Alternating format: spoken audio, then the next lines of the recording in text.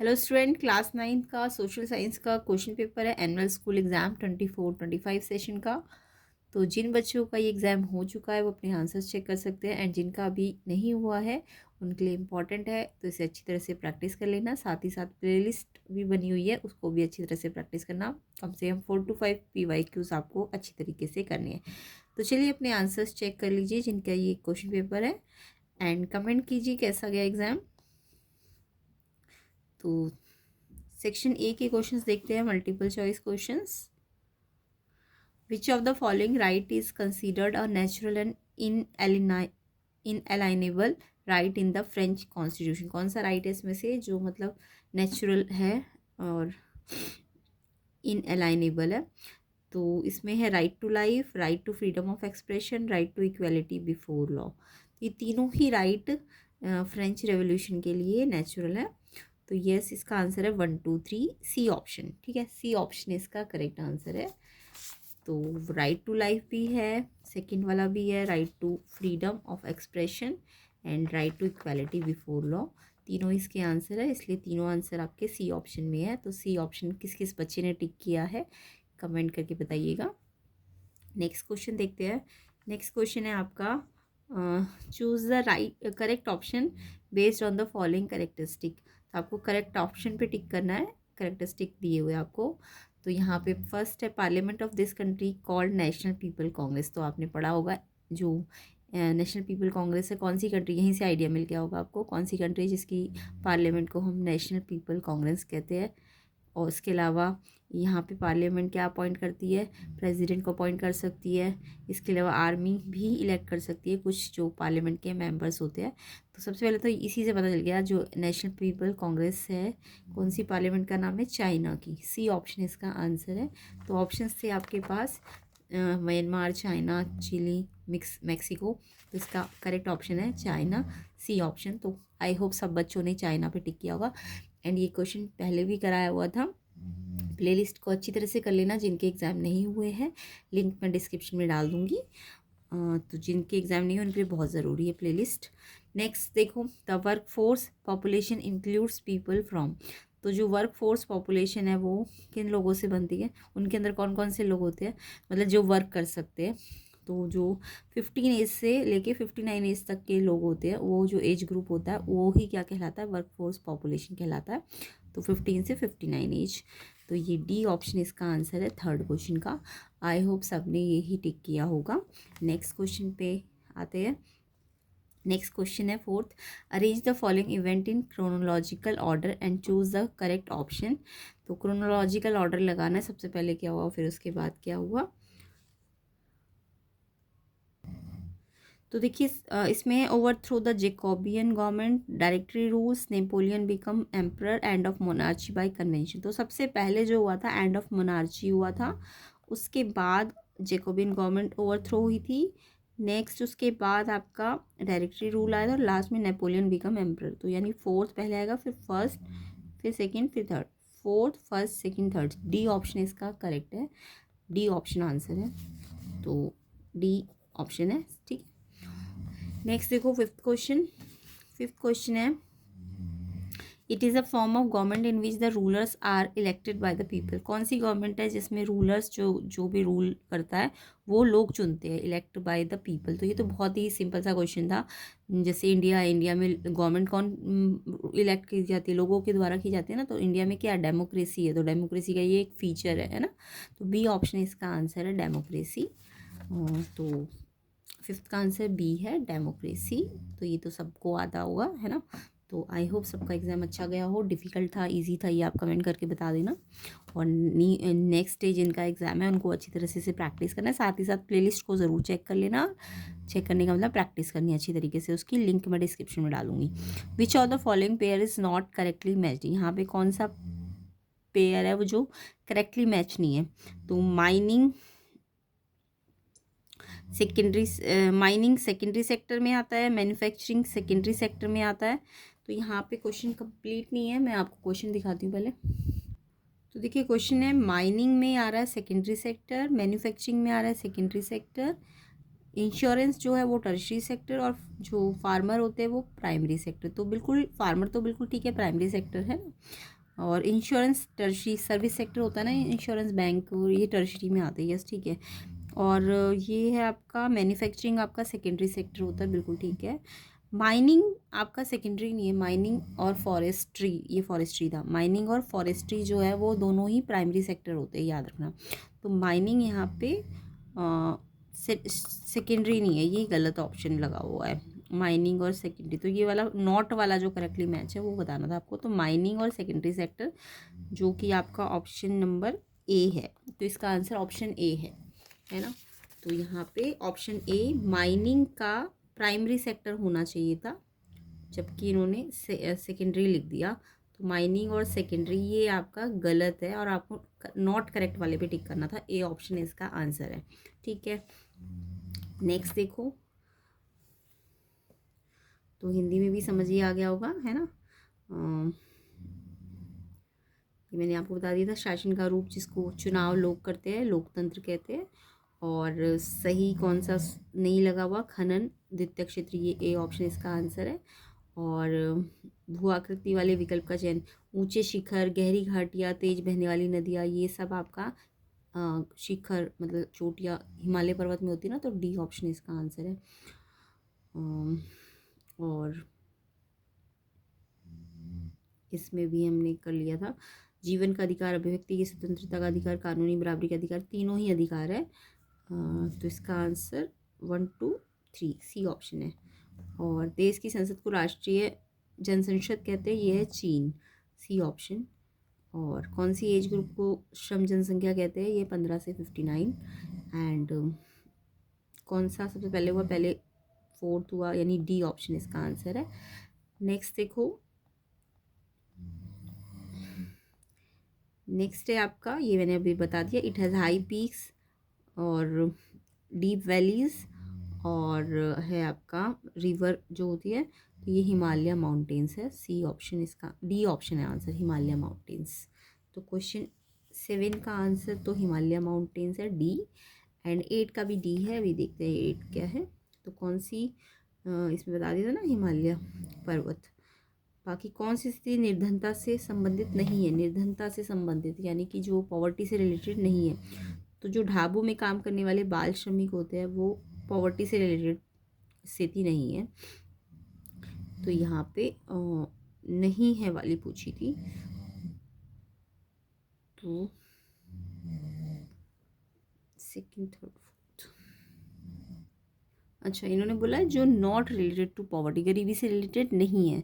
तो slum डिवेलर city में ये तो गरीबी में आते हैं, daily veg worker construction site में ये भी गरीब होते हैं, child labourer working in dhaba ये भी गरीब होते हैं। तो ये जो लैंड होल्डिंग फार्मर्स है, जो गाँव में लैंड होल्डिंग फार्मर होते हैं जिनके पास ज़मीनें होती है, ये गरीब नहीं होते ना। तो ये तो फर्स्ट ऑप्शन है इसका आंसर, तो ओनली 1 इसका टिक आंसर है। तो 8th का आंसर आपका सिर्फ ए आएगा, जिसमें से फर्स्ट वाला ही नॉट पॉवर्टी, पॉवर्टी नहीं है। तो लैंड होल्डिंग मतलब लैंड है ना उनके पास, तो 1 आंसर है इसका, ओनली 1, ए ऑप्शन इसका करेक्ट है।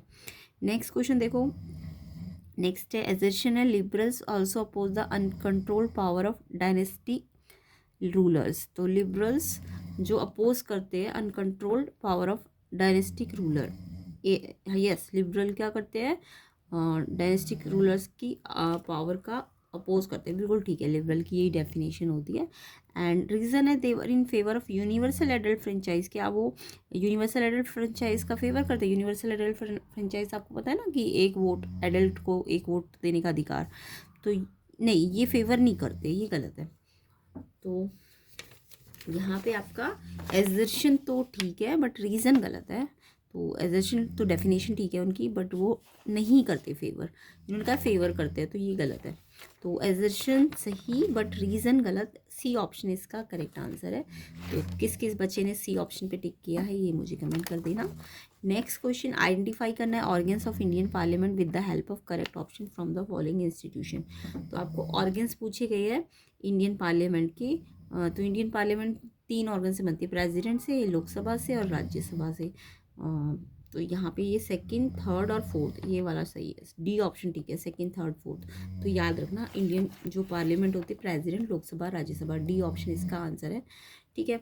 नेक्स्ट देखो, नेक्स्ट है आपका match the column with column 1 and 2, और फिर ये ऑप्शंस भी गिवन है आपको। तो पंजाब में क्या होता है, एग्रीकल्चर ग्रोथ ज़्यादा है, सबसे ज़्यादा ग्रीन रेवोल्यूशन पंजाब में आया था ना, तो हाई एग्रीकल्चरल ग्रोथ है पंजाब। केरला में देखो एजुकेटेड लोग हैं बहुत ज़्यादा, तो वो ह्यूमन रिसोर्स डेवलपमेंट पे एम्फेसिस करते हैं, जोर देते हैं, तो केरला का फर्स्ट आएगा। तो आप यहीं से लगा लो पंजाब का सेकंड, यानी फर्स्ट का सेकंड किस ऑप्शन में है, फर्स्ट का सेकंड दो ऑप्शन में है, बाकी सेकंड का आपका फर्स्ट में है, तो सेकंड का फर्स्ट इसमें है, तो यानी ये दोनों, यानी इन दोनों में से एक चूज़ करना था, तो बी ऑप्शन इसका आंसर, क्योंकि ये दोनों ठीक आ रहे हैं। बाकी आंध्र प्रदेश में क्या होता है, पब्लिक डिस्ट्रीब्यूशन ऑफ ग्रेन होता है, यस। एंड वेस्ट बंगाल हाई, ये लैंड रिफॉर्म किया था वेस्ट बंगाल में, तो फोर्थ का थर्ड है, फोर्थ का थर्ड ये है। तो देखो सारे इसी से मैच हो रहे हैं, तो शुरू के दो अगर आपको पता है या कोई पक्का पता है तो उनको ढूंढ लिया करो, फिर दो ही ऑप्शन बचते हैं, तो बी ऑप्शन इसका आंसर है। तो 11th का आंसर बी ऑप्शन है। नेक्स्ट देखो, नेक्स्ट है आपका करेक्ट रिवर बेसिन का नाम बताना है। Originate from Brahmagiri range, length 760 kilometre, और ये तमिलनाडु, केरला और कर्नाटका पे स्प्रेड है। तो यस, ये ब्रह्मगिरी से ही पता चल रहा है ये कावेरी बेसिन है, और इसकी ये लेंथ होती है और ये यहाँ से जाता है, तो कावेरी बेसिन इसका आंसर है डी। तो डी किस किसने टिक किया 12th का, उनका बिल्कुल ठीक है। और वीडियो को ज़्यादा से ज़्यादा शेयर ज़रूर करना, चैनल पे नए हो तो चैनल को सब्सक्राइब भी कर लेना, फ्रेंड्स को शेयर करो, वीडियो लाइक कर देना ज़्यादा से ज़्यादा, ताकि आपका कंप्लीट सोल्यूशन इस क्वेश्चन पेपर का आपको मिल जाए जल्दी से जल्दी। नेक्स्ट देखो, स्टेटमेंट 1 है the German government too much printed money the value of the German mark rise. German government ने बहुत ज़्यादा मनी प्रिंट किया था, तो जर्मन की वैल्यू जो थी वो बढ़ गई थी, तो यस ये ठीक है, उन्होंने बहुत ज़्यादा मनी प्रिंट किया था। Hitler assign the responsibility of economic recovery to the economical Hjalmar Schacht. हाँ, हिटलर ने रिस्पॉन्सिबिलिटी दी थी इकोनॉमिक रिकवरी की, ये भी ठीक है, एजर्शन भी ठीक है, स्टेटमेंट 1 2 दोनों ठीक है, स्टेटमेंट 1 भी ठीक है, 2 भी ठीक है। तो जब दोनों ठीक है स्टेटमेंट 1 और 2, तो इसका आपका है डी ऑप्शन, स्टेटमेंट 1 और 2 करेक्ट, दोनों करेक्ट है, तो इसका आंसर डी ऑप्शन है। नेक्स्ट देखते हैं, नेक्स्ट है 14 एजर्शन रीजन है। एजर्शन देखो, the constituent assembly was not directly elected by the people of the country, yes बिल्कुल ठीक है, कॉन्स्टिट्यूएंट असेंबली को लोग डायरेक्टली इलेक्ट नहीं करते थे, ये ठीक है, एजर्शन ठीक है बिल्कुल। At that time there was no universal adult franchise, क्या उस टाइम पे एडल्ट फ्रेंचाइज नहीं था कि लोग इलेक्ट नहीं कर पाते थे, वोट नहीं दे पाते थे, नो ये इसका रीज़न नहीं है, तो ये गलत है। Adult franchise, universal adult franchise था बट उसे अप्लाई नहीं किया गया था, तो ये एजर्शन तो ठीक है बट रीज़न गलत है, तो यहाँ पे एजर्शन सही रीज़न गलत। अब एजर्शन सही और रीज़न गलत कौन सा ऑप्शन होता है, सी ऑप्शन होता है ना, देखो यहाँ पे पढ़ भी लेना, एजर्शन करेक्ट है, रीज़न रॉन्ग है, इसलिए सी ऑप्शन इसका आंसर है, सी ऑप्शन है इसका आंसर, ठीक है। तो ऑप्शन सी समझ आ गया, एजर्शन सही रीज़न गलत, ऑप्शन सी 14 का आंसर है।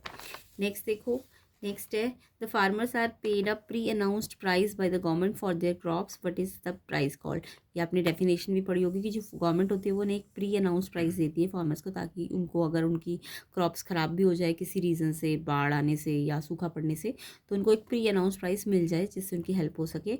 तो उस गवर्नमेंट जो अप्लाई देती है उन्हें उसे मिनिमम सपोर्ट प्राइस कहते हैं। तो मिनिमम सपोर्ट प्राइस की डेफिनेशन भी एक तरह से, तो मिनिमम सपोर्ट प्राइस एमएसपी आपने सुना भी होगा कि वो उतना तो देंगे ही देंगे उसको, उससे ज़्यादा भी हो सकता है बट मिनिमम देंगे इतना, एमएसपी कहते हैं इसको, ठीक है, ए ऑप्शन इसका आंसर है। नेक्स्ट देखते हैं, नेक्स्ट है under whose leadership did other organisation unite against the apartheid regime.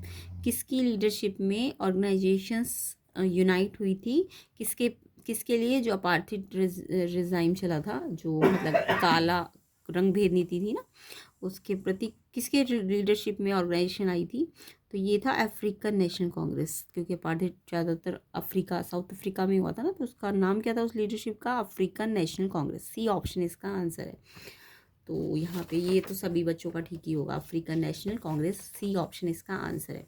Next देखो, नेक्स्ट भी एजर्शन रीजन ही है, assertion it is hot weather season in India from March to May, yes बिल्कुल ठीक है, जो इंडिया है वहाँ पे मार्च से मई में बहुत गर्मी पड़ती है ना, तो यस हॉट वेदर सीजन होता है यहाँ पे।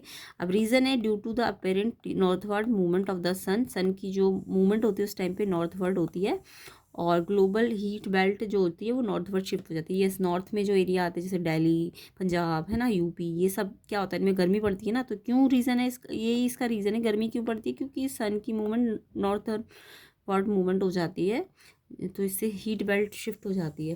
तो बिल्कुल ठीक है, एजर्शन भी ठीक है, रीज़न भी ठीक है, और ये इसके क्यों पड़ती है हीट, उसका क्यों का आंसर भी है। तो क्यों का जब आंसर भी है तो एक्सप्लेनेशन भी ठीक है, इसलिए ए ऑप्शन इसका आंसर है। तो जब एजर्शन रीजन ठीक भी है और एक्सप्लेन भी ठीक कर रहा है कि क्यों हो रही है इतनी गर्मी, क्योंकि वो सन की मूवमेंट के कारण ग्लोबल हीट मेल्ट हो गई है ना, बेल्ट जो ग्लोबल हीट बेल्ट है वो शिफ्ट हो जाती है, तो जिसके कारण नॉर्थ में गर्मी बहुत पड़ती है। तो बिल्कुल एक्सप्लेनेशन भी ठीक है, ए ऑप्शन इसका आंसर है। नेक्स्ट देखो 18, for Lok Sabha election the country has been divided into how many constituency. Lok Sabha election जब प्राइम मिनिस्टर के इलेक्शंस होते हैं तो उस टाइम पे कितनी कॉन्स्टिट्यूंसी में डिवाइड हो जाती है कंट्री। तो इसका आंसर है 543 कॉन्स्टिट्यूंसी, सी ऑप्शन इसका आंसर है।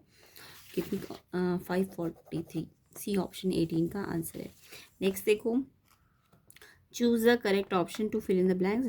Dash intervened and bailed Germany out of the crisis. Crisis से किसने निकाला था जर्मनी को, ये था आपका अमेरिकन गवर्नमेंट। बी ऑप्शन है इसका आंसर, अमेरिकन गवर्नमेंट।